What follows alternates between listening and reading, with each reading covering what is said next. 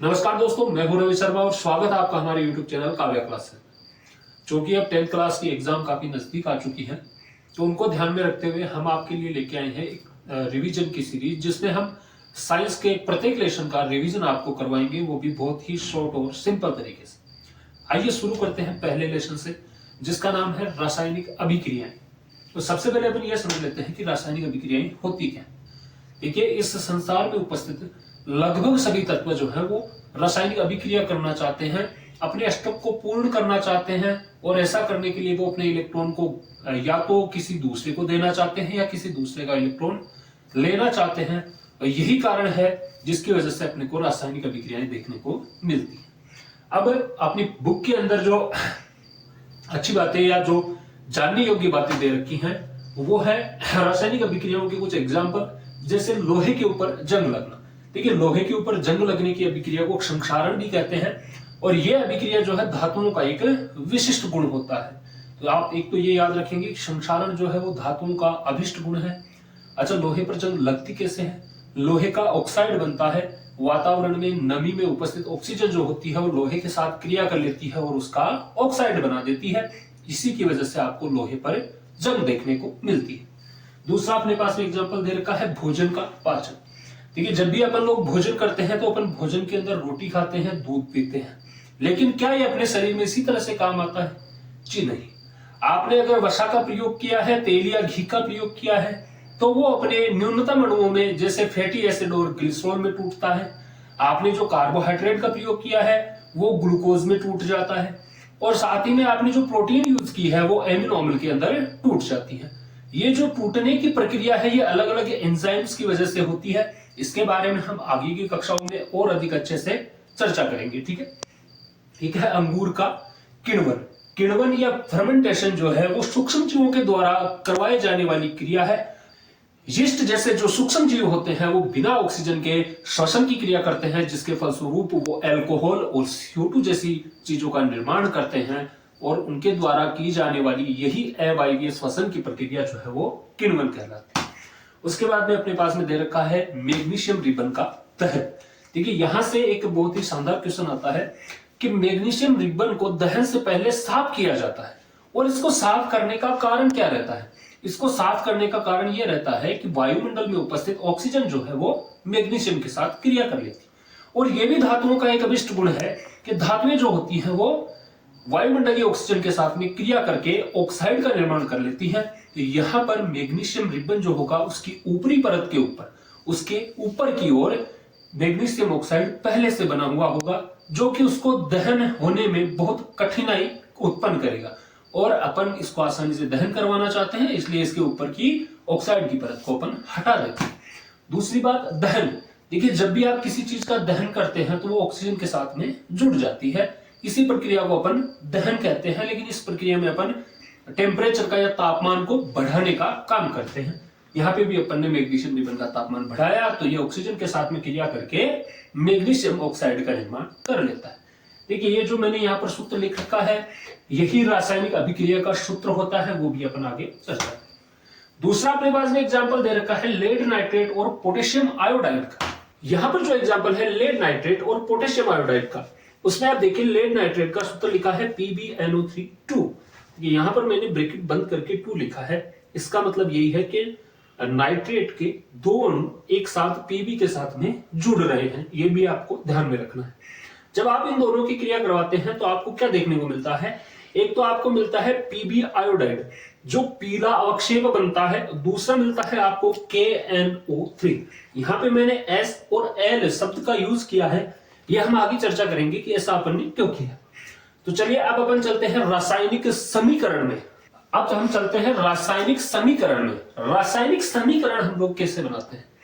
देखिए, अपन एरो का निशान लगा करके दोनों ओर कुछ चीजें लिखते हैं। ठीक है, तो जो अपन इस ओर रखते हैं, जो अपन चीजें दाईं ओर रखते हैं उनको कहते हैं अपन अभिकारक, और जो दूसरी ओर चीजें रखते हैं उनको कहते हैं अपन उत्पाद।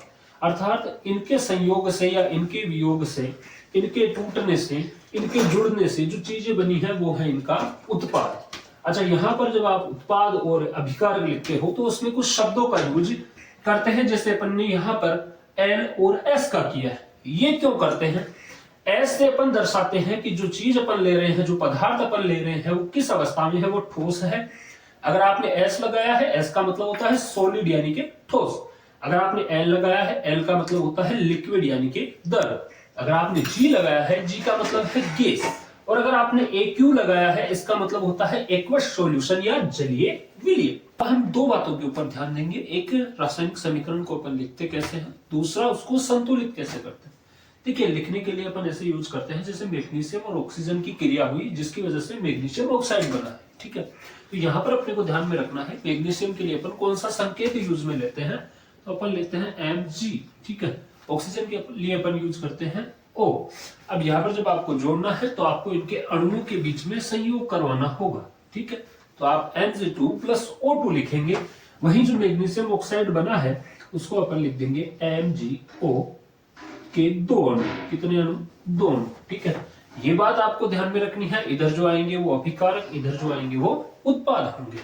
अच्छा, साथ में आपको ये भी ध्यान में रखना है कि मैंने यहाँ पर MgO क्यों लिख दिया, Mg2 या O2 क्यों नहीं लिखा। ये बात आप 9th क्लास के अंदर पढ़ चुके हैं, फिर भी मैं आपको बता दूं। यहाँ पर अपन देखते हैं संयोजकताएं। जैसे यहाँ पर Mg की संयोजकता कितनी होगी, प्लस की 2, और O की कितनी होगी, माइनस की 2। ठीक है, तो जब भी आप इन दोनों का संयोग करवाओगे तो ये क्या बनेगा, इसकी संयोजकता यहाँ आ जाती है और इसकी संयोजकता यहाँ आ जाती है। अगर दोनों संयोजकताएं बराबर है तो आपको लिखने की आवश्यकता नहीं है, इसीलिए अपन MgO लिखते हैं। ठीक है, हम बात करेंगे समीकरण को संतुलित करने के बारे में, और ये बहुत ही आसान है, आपको बस थोड़ा सा ध्यान देना है। कैसे करेंगे ये देखते हैं। अपने पास में एक एग्जाम्पल है, यहाँ पर Fe प्लस H2O बराबर या एरो का निशान Fe3O4 प्लस H2 लिखा हुआ है। तो अपने को इसको संतुलित करना है, कैसे करेंगे। इसके लिए अपने को बड़ा सिंपल सा काम करना है। ध्यान में रखना है क्या, कि अभिकारक और उत्पाद, अभिकारक और उत्पाद, इसके अंदर आने वाली परमाणुओं की संख्या को अपने को ध्यान में रखना है। जैसे बात करते हैं Fe की, Fe अभिकारक में कितने टाइम आया है, एक बार, और वही उत्पाद में कितनी बार आया है, 3 बार आ गया है जी। ठीक है, तो यहां पर इसकी संख्या बराबर है क्या, नहीं है। नहीं है, इसका मतलब है समीकरण संतुलित नहीं है। चलिए बाकियों की भी बात कर लेते हैं। हाइड्रोजन, यहाँ पे देखिए हाइड्रोजन के 2 परमाणु हैं, यहाँ पे भी हाइड्रोजन के 2 ही परमाणु हैं। ठीक है, इसका मतलब ये बैलेंस। फिर बात करते हैं ऑक्सीजन की। ऑक्सीजन के अभिकारक में 1 है और वही उत्पाद में 4 है। कितने हैं, 4 है। तो अब हमें क्या करना है, हमें देखिए Fe को अभिकारक में भी 3 टाइम्स करना होगा। कैसे करेंगे ये आपको ध्यान में रखना है। कभी भी जब परमाणु की संख्या बढ़ानी हो तो आपको सामने लिखना है, ना कि नीचे की ओर। सामने अपन लिखेंगे कि Fe के कितने अणु लिए अपन ने, 3 लिए। ठीक है, वही अपन बात करते हैं ऑक्सीजन की। ऑक्सीजन के भी 4 होने चाहिए, 1 ही है। अच्छा, ऑक्सीजन के 4 करने हैं तब भी अपने को यहाँ पे लिखना पड़ेगा कि 4 ऑक्सीजन। ठीक है, अब यहाँ पर अपन ने ऑक्सीजन और आयरन को इक्वल कर दिया, बैलेंस कर दिया। यहाँ पे भी 3 है, यहाँ पे भी 3 है, ऑक्सीजन यहाँ 4 है और यहाँ भी 4 हो गई। लेकिन समस्या आ गई, अब अपने पास में हाइड्रोजन बढ़ गया। ठीक है, कितना है हाइड्रोजन यहाँ पे, अब टोटल 8 है, वहां पे कितना है, 2 ही है, इसलिए अपन यहाँ पर फिर से 4 लगा देंगे। अब आप नोटिस कीजिए कि यहाँ पर Fe कितने हैं, 3 है, यहाँ भी कितने हैं, 3 है। यहाँ पर ऑक्सीजन कितने हैं, 4 है, और यहाँ पे भी ऑक्सीजन 4 है। यहाँ पर हाइड्रोजन कितने हैं, 8 है, और यहाँ पर भी हाइड्रोजन कितने हो जाएंगे, 8 हो जाएंगे। इस तरह से आप किसी भी समीकरण को संतुलित कर सकते हैं। जिनके बारे में हम लोग बात करते हैं, कैसे अपन समीकरण बना सकते हैं, कैसे उसको संतुलित कर सकते हैं। देखिए, सबसे पहले दे रखा है हाइड्रोजन और क्लोरीन। तो मैंने आपको पहले भी कहा था, जब भी आपको जोड़ना है आप एक युग्म के रूप में जोड़ेंगे, तो अपन जोड़ देंगे H2 और Cl2 को। दोनों की संयोजकता 1-1 है, आराम से बन जाएगा HCl, और इसके 2 अणु बन जाएंगे। ठीक है, 2 क्यों लगाया, देखिए यहाँ पर हाइड्रोजन 2 थे, क्लोरीन 2 थे। यहाँ पर हाइड्रोजन अगर 2 नहीं लगाऊंगा तो 1 रहेगा, क्लोरीन भी 1 ही रहेगा, इसलिए समीकरण संतुलित नहीं हो पाएगा। इसलिए अपन इसके 2 अणु लगा दिए। अब देखिए समीकरण संतुलित हो गया, हाइड्रोजन के 2, हाइड्रोजन के 2, क्लोरीन के 2, क्लोरीन के 2। बड़ा ही बात करते हैं बेरियम क्लोराइड और एल्यूमिनियम सल्फेट की। यहाँ पर मैं बेरियम के लिए लिखूंगा Ba और क्लोराइड के लिए लिखूंगा Cl। अब यहाँ पे देखिए बेरियम की संयोजकता होती है +2, Cl की होती है -1। एक को मैं लेके आऊंगा यहाँ पे, दो को लेके जाऊंगा यहाँ पे, ये अपन ने पहले ही सीख लिया है। तो यहाँ पर एक लिखने की कोई आवश्यकता नहीं है, दो को मैं Cl के आगे लिख दूंगा। इस तरह से बेरियम क्लोराइड का सूत्र बन जाएगा BaCl2। वैसे ही बात करते हैं एल्यूमिनियम सल्फेट की। एल्यूमिनियम के लिए Al और सल्फेट के लिए यूज करेंगे SO4। ठीक है, SO4 की संयोजकता होती है -2, Al की होती है +3। अब यहाँ पर अपने को क्या करना है, Al वाली संयोजकता यहाँ जाएगी और माइनस वाली संयोजकता प्लस वाले के सामने आ जाएगी। मतलब यहाँ पर Al2 और SO4 के 3 अणु आपस में जुड़ेंगे। यही अपने पता है बेरियम सल्फेट की। बेरियम के लिए Ba लेंगे, सल्फेट के लिए SO4 लेंगे, और कुछ लगाने की आवश्यकता नहीं है क्योंकि Ba की संयोजकता है +2 और SO4 की संयोजकता है -2। तो दोनों को एक दूसरे के सामने लिखेंगे, दोनों को लिखने की आवश्यकता नहीं है। अगला अपने पास में है एल्यूमिनियम और क्लोराइड। ठीक है, क्लोराइड की संयोजकता है -1, Al के सामने यहां पर लिखेंगे 1, उसकी आवश्यकता नहीं है। लेकिन Al की संयोजकता है +3। कितनी है? +3। Al +3 Cl -1। तो मैं कैसे लिखूंगा? Al1 और Cl3। ठीक है ना, ये मैं 2-3 बार आपको बता चुका हूं, शायद आपको समझ आ गया होगा। एक मेरे को लिखने की आवश्यकता नहीं है, इसलिए एल्यूमिनियम क्लोराइड का सूत्र बनेगा AlCl3। ठीक है, अब यहां पर आपको यह देखना है क्या अभिकारक और उत्पाद दोनों में जो आपने यौगिक या अणु काम में लिए हैं, परमाणु काम में लिए हैं, उनकी संख्या समान है अथवा नहीं है।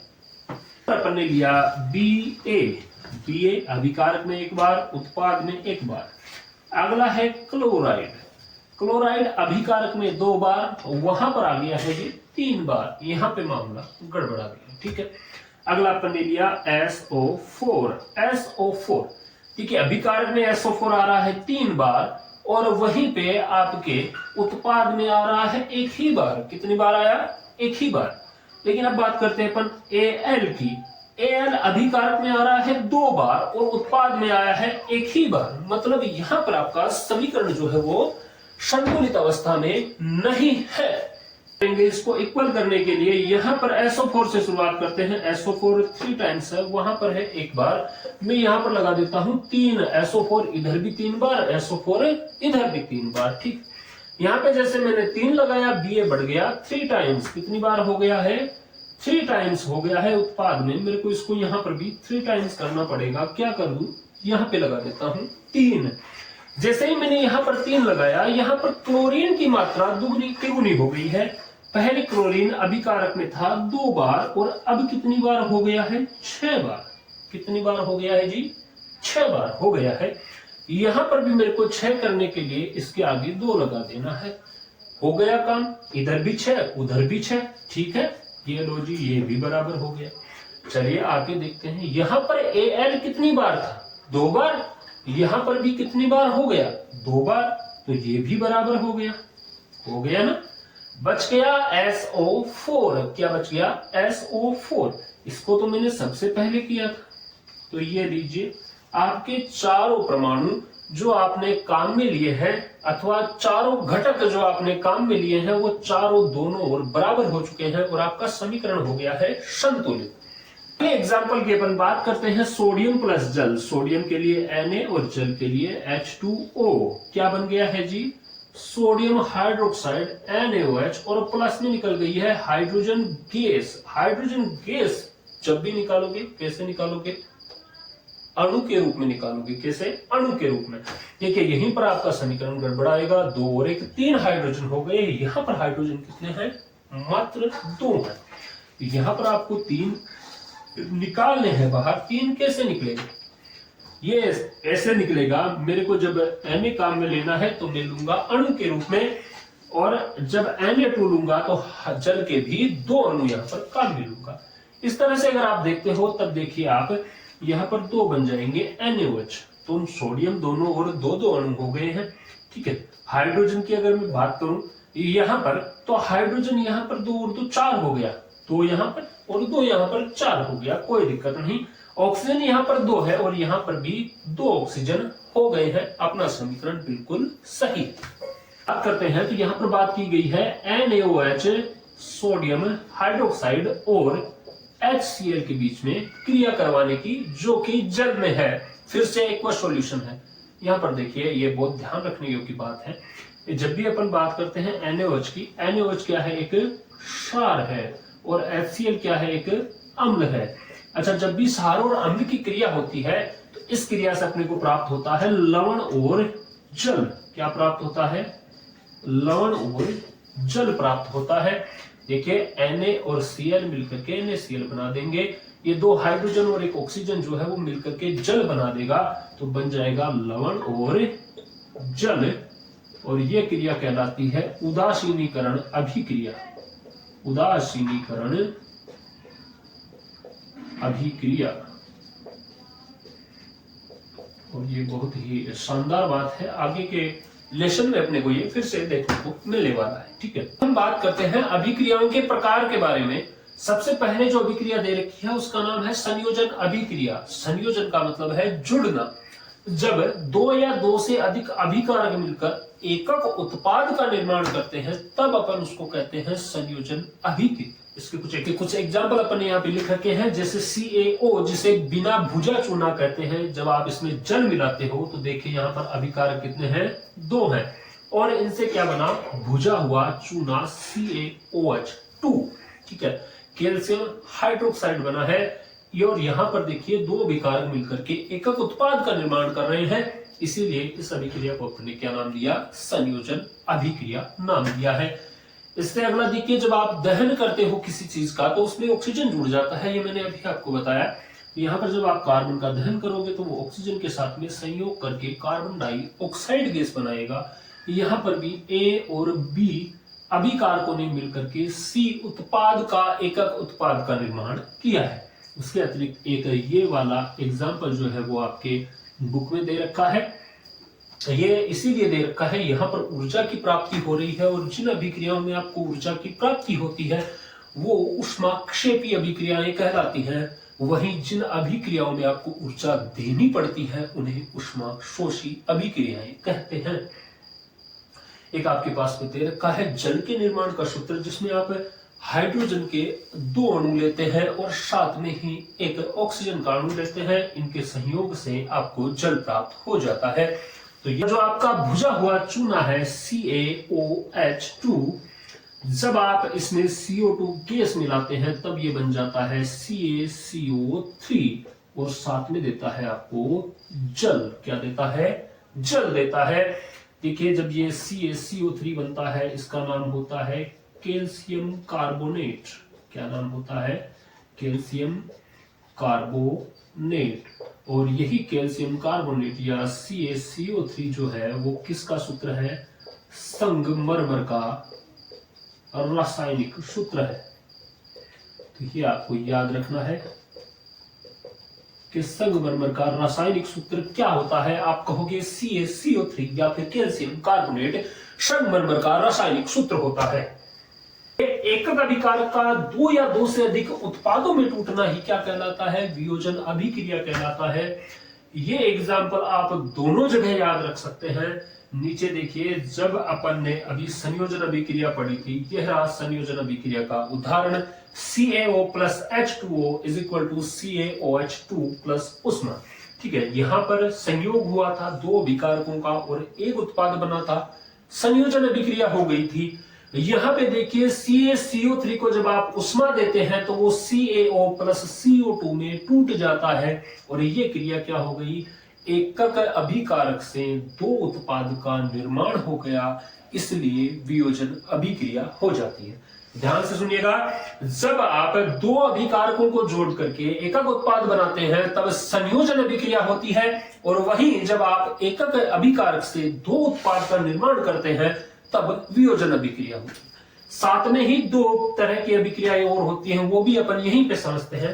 देखिए, जब संयोजन अभिक्रिया अपन ने देखी तब अपन ने पाया कि CaO में जब आप बिना भुजे चूने में जल डालते हो तो आपको मिलता है भुजा हुआ चूना, और साथ में आपका पात्र हो जाता है गर्म।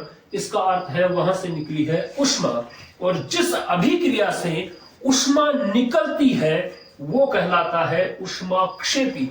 क्षेपी का अर्थ है छोड़ने वाला। अर्थात उष्मा का त्याग करने वाली अभिक्रियाएं उष्माक्षेपी अभिक्रियाएं कहलाती हैं। वहीं जब आप वियोजन अभिक्रिया का एग्जाम्पल देखते हो, साथ में ही आप दोनों को याद रख सकते हो।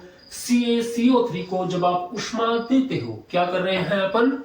उष्मा दे रहे हैं। यहां पर अपने को उष्मा देनी पड़ेगी। ये अभिक्रिया, ये अभिकारक जब उष्मा लेगा तभी उत्पाद में टूटेगा, और यहां पर इसने उष्मा ली है, इसलिए अपन इस अभिक्रिया को कहेंगे उष्मा शोषी, अर्थात उष्मा का शोषण करने वाली, उष्मा को ग्रहण करने वाली अभिक्रिया है। आप पीबी नाइट्रेट या लेड नाइट्रेट को जब आप गर्म करते हो, फिर से यहां पर उष्मा देनी पड़ रही है, गर्म करना पड़ रहा है, तो ये PbO और NO2 और ऑक्सीजन के अंदर टूट जाता है। यहां पर भी एकक अभिकारक कई उत्पादों में टूटा है, इसलिए यह अभिक्रिया क्या हो जाएगी? वियोजन अभिक्रिया हो जाएगी। उसके अलावा AgCl और AgBr को जब आप सूर्य के प्रकाश में रखते हैं, तब यहां पर देखिए अभिक्रिया होती है। ये सूर्य के प्रकाश से उष्मा ग्रहण करते हैं, और Ag और Cl, Ag और Br दोनों अलग अलग हो जाते हैं। इसी वजह से AgCl और AgBr का रंग चेंज हो जाता है। ये बहुत ही शानदार कॉन्सेप्ट है, उम्मीद करते हैं आपको समझ आया होगा। एक बार फिर से जो 4 अभिक्रियाएं अपन ने अभी पढ़ी है, मैं उनके बारे में बताता हूं।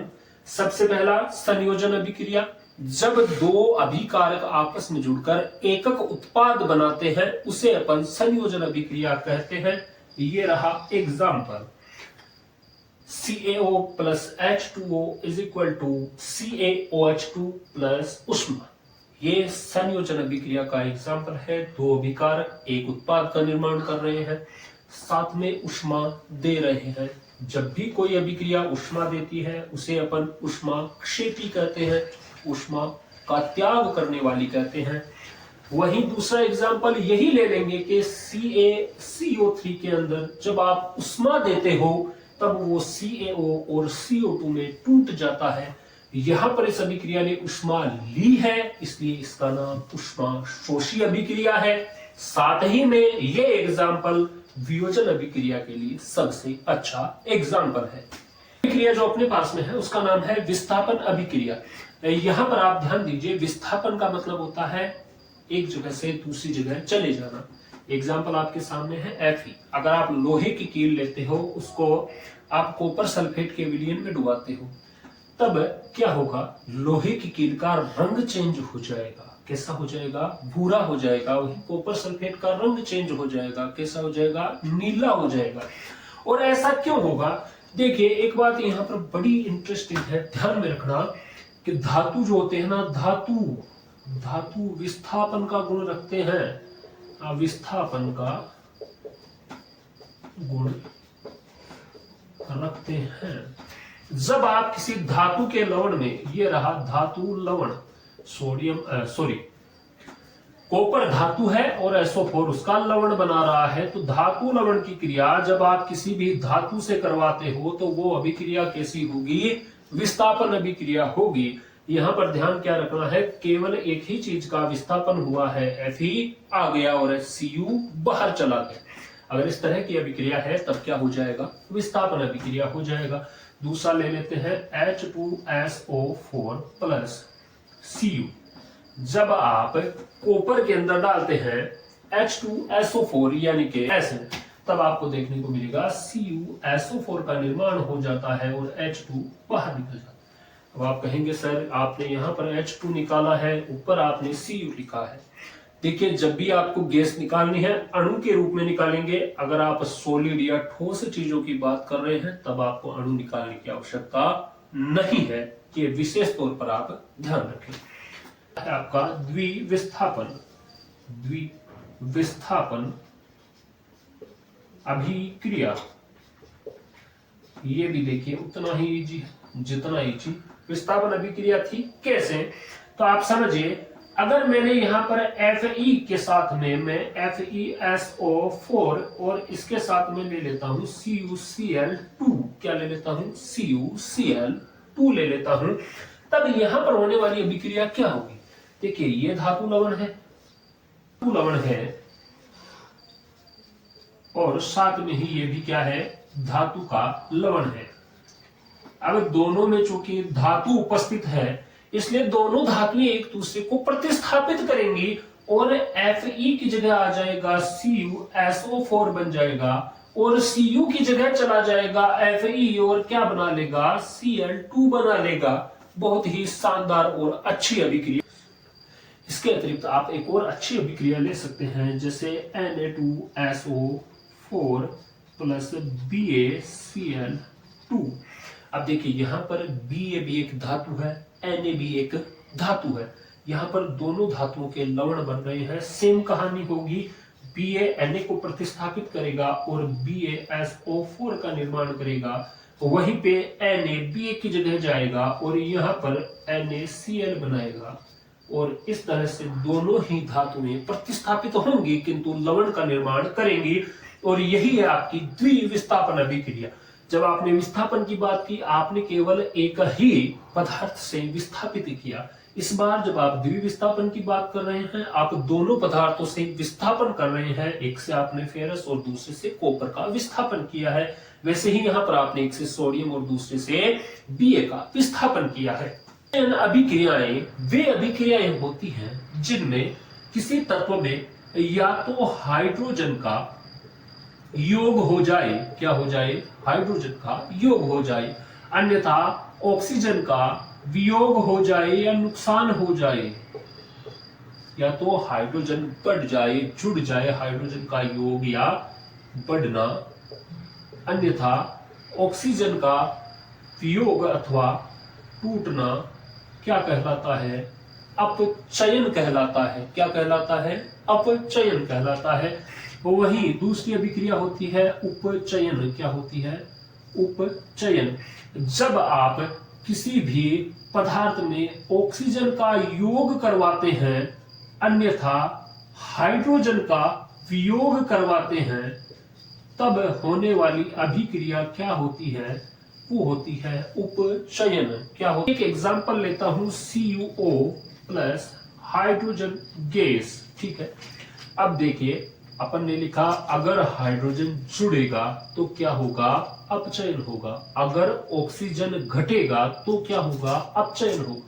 वहीं अपन ने लिखा कि अगर ऑक्सीजन बढ़ेगा तो उपचयन होगा, अगर हाइड्रोजन घटेगा तो उपचयन होगा। यहां पर देखिए क्या हुआ है, यहां पर हुआ है ये Cu से ऑक्सीजन का वियोग हो गया है और जब Cu से ऑक्सीजन का वियोग हुआ है तब अपन क्या कहेंगे, यहां पर Cu का क्या हुआ है, अपचयन हुआ है। क्या हुआ है, अपचयन हुआ है। ये अपचयन जो हुआ ये किसकी वजह से हुआ, ये हुआ इस हाइड्रोजन की वजह से। किसकी वजह से हुआ, हाइड्रोजन की वजह से। तो अपन यहां पर इस हाइड्रोजन को क्या कहेंगे, अपचायक कहेंगे। क्या कहेंगे, अपचायक। अपचायक कौन है, जिसकी वजह से किसी भी पदार्थ का अपचयन हुआ है। ध्यान देना, अपचायक वह है जो किसी पदार्थ का अपचयन कर दे, उसको अपन अपचायक कहेंगे। यहां पर हाइड्रोजन ने ये ऑक्सीजन ले लिया, इस वजह से Cu से ऑक्सीजन का नुकसान हुआ। ऑक्सीजन का नुकसान हुआ, मैंने कहा ऑक्सीजन का नुकसान होगा, क्या होगा, अपचयन होगा। ये अपचयन करवाया किसने, हाइड्रोजन। इसी ने तो ऑक्सीजन ली है। अब इसने ऑक्सीजन ली है तो मैंने इसको क्या कह दिया, अपचायक कह दिया। लेकिन ध्यान देने वाली बात यह है, जब ये ऑक्सीजन Cu से हटा है तो H2 के पास में ऑक्सीजन बढ़ा है। अब H2 के पास में ऑक्सीजन बढ़ा है, ऑक्सीजन का योग हुआ है, तो इस H का क्या हो गया जी, इसका हो गया है उपचयन। क्या हो गया है, उपचयन हो गया है। ध्यान में रखना इस बात को। Cu का क्या हुआ, अपचयन हुआ है। क्या हुआ है, अपचयन। H2 का क्या हुआ है, उपचयन। दोनों अभिक्रियाएं एक साथ हुई है ना। तो देखिए एक अभिक्रिया है रेडॉक्स अभिक्रिया। क्या है, रेडॉक्स अभिक्रिया। रेडॉक्स अभिक्रिया किसको कहते हैं, अभिक्रिया किसको कहेंगे, अपचयन और उपचयन दोनों अभिक्रियाएं साथ साथ होना क्या कहलाएगा, रेडॉक्स अभिक्रिया कहलाएगा। आप जहां मर्जी देख लीजिए, अगर ऑक्सीजन टूट रहा है तो वो किसी अन्य के साथ जुड़ रहा होगा। तो जिससे टूटा है उसका अपचयन, जिसमें जुड़ा है उसका उपचयन, दोनों क्रियाएं साथ हुई हैं, इसलिए इसको रेडॉक्स अभिक्रिया कह देंगे। ठीक है, जिस पदार्थ ने या जिस परमाणु ने, जिस अणु ने ऑक्सीजन तोड़ा है, ऑक्सीजन तोड़ा है, वो क्या कहलाएगा? अपचायक। लेकिन साथ में इसने तोड़ने के साथ में खुद से योग भी तो किया है, तो मैं ये भी, अपचायक वह है जो किसी अन्य पदार्थ का अपचयन कर दे अथवा खुद उपचयित हो जाए, उसको मैं क्या कहूंगा? अपचायक कहूंगा। जैसे इस अभिक्रिया के अंदर यहां पर H2 क्या है? अपचायक है, इसने Cu का अपचयन कर दिया और खुद का उपचयन कर लिया, इसी वजह से H2 क्या हो गया? अपचायक हो गया। दूसरे होते हैं ऑक्सीकारक। क्या होते हैं? ऑक्सीकारक होते हैं। ऑक्सीकारक अपन किसको कहते हैं? वह है जो किसी अन्य का, वह है जो किसी अन्य पदार्थ का, वह है जो किसी अन्य पदार्थ का उपचयन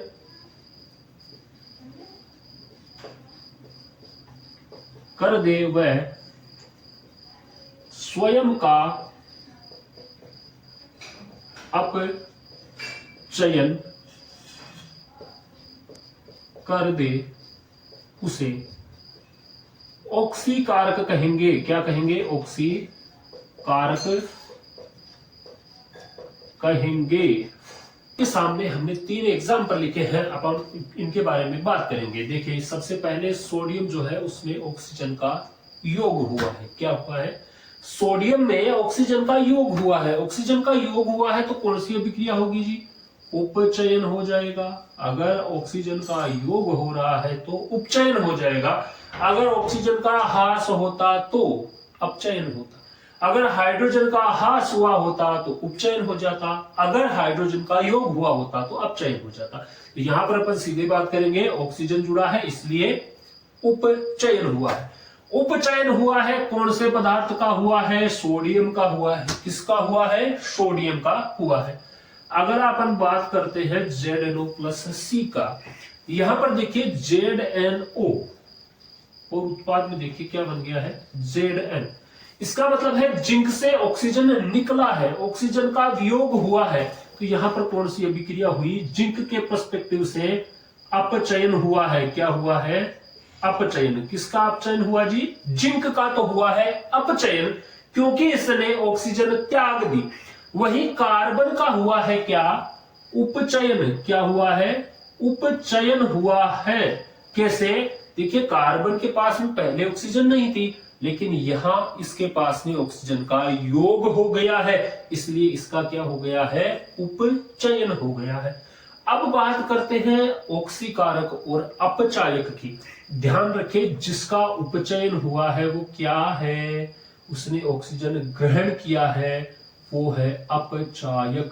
क्या है? अपचायक। जिसका हुआ उपचयन वो बन गया अपचायक, जिसका हुआ अपचयन वो बन जाएगा ऑक्सीकारक। क्या बन जाएगा? ऑक्सीकारक। फिर से एक बार परिभाषा याद कर लीजिए। वे अन्य पदार्थ का अपचयन करते हैं। ZnO का अपचयन कर दिया तो वे पदार्थ जो किसी अन्य पदार्थ का अपचयन करते हैं और खुद का उपचयन करते हैं वो अपचायक कहलाते हैं। वैसे ही वे पदार्थ जो खुद का अपचयन करते हैं, क्या करते हैं? खुद का अपचयन किया है, किसी अन्य पदार्थ का उपचयन किया है, वो क्या कहलाएंगे? ऑक्सीकारक कहलाएंगे। अब अगले की बात करते हैं, MnO2। यहां पर देखिए Mn के साथ में O2 है, यहां पर Cl2 हो गया। इसका मतलब है Mn का क्या हो गया जी? अपचयन हो गया है। क्या हो गया है? अपचयन हो गया है। ये अपचयन करवाया किसने? ये करवाया HCl ने। किसने करवाया? HCl ने। तो HCl क्या है? अपचायक है। क्या है? अपचायक है। वहीं अगर आप बात करें, यहां हाइड्रोजन में जुड़ गया है कौन? ऑक्सीजन। कौन जुड़ गया है? ऑक्सीजन जुड़ गया है हाइड्रोजन के साथ में, इसलिए यहां पर हाइड्रोजन का क्या हो गया है? उपचयन हो गया है। क्या हो गया है? उपचयन हो गया है। ऑक्सीजन जुड़ा तो उपचयन, यहां पर ऑक्सीजन हटा है तो अपचयन हो जाएगा। यहां पर उपचयन हो गया है। किसका हुआ है? हाइड्रोजन का। ऑक्सीजन कहां से मिला? Mn से। कहां से मिला? Mn से। Mn का क्या हुआ है? अपचयन। तो Mn क्या हो जाएगा? ऑक्सीकारक। क्या हो जाएगा? ऑक्सीकारक। बड़ा ही सिंपल है। फिर से एक बार बता देता हूं, वे पदार्थ जो किसी अन्य पदार्थ का अपचयन करते हैं और खुद का उपचयन करते हैं वो अपचायक कहलाते हैं। वे पदार्थ जो किसी अन्य पदार्थ का उपचयन करते हैं और खुद का अपचयन करवाते हैं वे पदार्थ ऑक्सीकारक कहलाते हैं। ठीक है ना? अगर नहीं समझ में आया हो, एक अंतिम बार कोशिश करता हूं। Mn के पास में था ऑक्सीजन।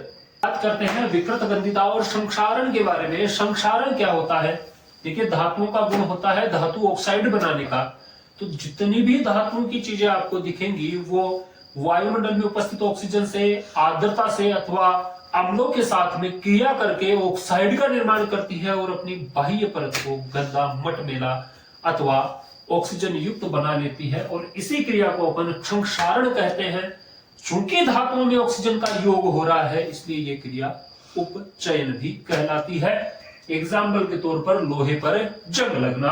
वैसे ही विकृत गंधिता, तेल व वसीय सामग्री को जब आप खुला छोड़ देते हो तो वो भी वायुमंडलीय ऑक्सीजन के साथ में क्रिया करके उपचयन कर लेती है और उसका स्वाद और गंध दोनों खराब हो जाते हैं। इसी को विकृत गंधिता नाम दिया गया है।